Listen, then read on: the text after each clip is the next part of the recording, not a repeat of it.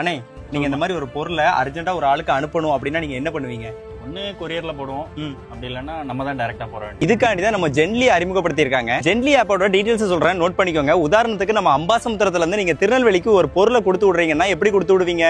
ஒன்னு கொரியர்ல கொடுத்து விடுவீங்க, அப்படி இல்லைன்னா பஸ்ல கொடுத்து விடுவீங்க. நீங்க கொரியர்ல போட்டீங்கன்னா கண்டிப்பா ஒரு 2 days ஆயிரும். சப்போஸ் ஒரு பஸ்ல கொடுத்து விட்டீங்கன்னா அங்க போயிட்டு யாராவது எதிர்பார்த்து நிக்கணும்ல. இந்த மாதிரி ப்ராப்ளத்துக்குலாம் நீங்க கவலையே பட வேண்டாம். இதுக்காண்டி தான் நம்ம ஜென்லி எக்ஸ்பிரஸ் உருவாக்கி இருக்காங்க. நம்ம ஜென்லியோட ஸ்பெஷல் என்னன்னு சொல்றேன், நோட் பண்ணிக்கோங்க. நீங்க இப்ப ஏதாவது ஒரு ஊருக்கு கொரியர் அனுப்பணும்னா இப்ப நம்மளே ஒரு ஆளு பஸ்லயோ ட்ரெயின்லயோ இல்ல பைக்லயோ டிராவல் பண்ணுவாங்கல்ல, நீங்க இந்த ஆப் மூலியமா அவங்க கிட்டயே கான்டாக்ட் வச்சு உங்களோட பொருளை அவங்க கிட்ட செம சேஃபா கொடுத்து விடலாம். அதே மாதிரி முன்ன பின்ன தெரியாத ஒரு ஆள்கிட்ட நம்ம பொருளை கொடுத்து விடுறோம் செம சேஃபா இருக்குமான்னு நினைக்காதீங்க. கண்டிப்பா சொல்றேன், செம சேஃப்டியா இருக்கும். எப்படி சொல்றேன்னா, அவங்களோட ஃபுல் டீடைல்ஸும் நம்ம சென்ட்லிலே இருக்கும். இன்னொரு முக்கியமான விஷயம், நீங்க சென்டரா மட்டுமே இருக்க வேண்டாம், நம்ம சென்ட்லியோட கேரியராவும் இருக்கலாம். நீங்க எந்த ஊருக்கு போறீங்கன்னு சென்ட்லில அப்டேட் பண்ணீங்கன்னா உங்களுக்கு இந்த மாதிரி பார்சல் வரும். நீங்களும் சேஃபா டெலிவரி பண்ணலாம். உங்க பார்சல் எங்க போகுதுங்கிறது நம்ம சென்ட்லிலே தெரியும். நீங்க ஓடிபி சொன்னா மட்டும் தான் கரெக்டா அவங்க டெலிவரி பண்ணுவாங்க. பிளே ஸ்டோர்ல ஜென்லி இருக்கும், மறக்காம எல்லாரும் டவுன்லோட் பண்ணிக்கோங்க. மக்களுக்கு செம யூஸ்ஃபுல்லா இருக்கணும்னு தான் நம்ம ஜென்லியை கண்டுபிடிச்சிருக்காங்க. நம்ம ஜென்லியை கண்டுபிடிச்சது வேற ஊருக்காரர்லாம் கிடையாது, நம்ம ஊருக்காரர் தான். அதனால மறக்காம எல்லாரும்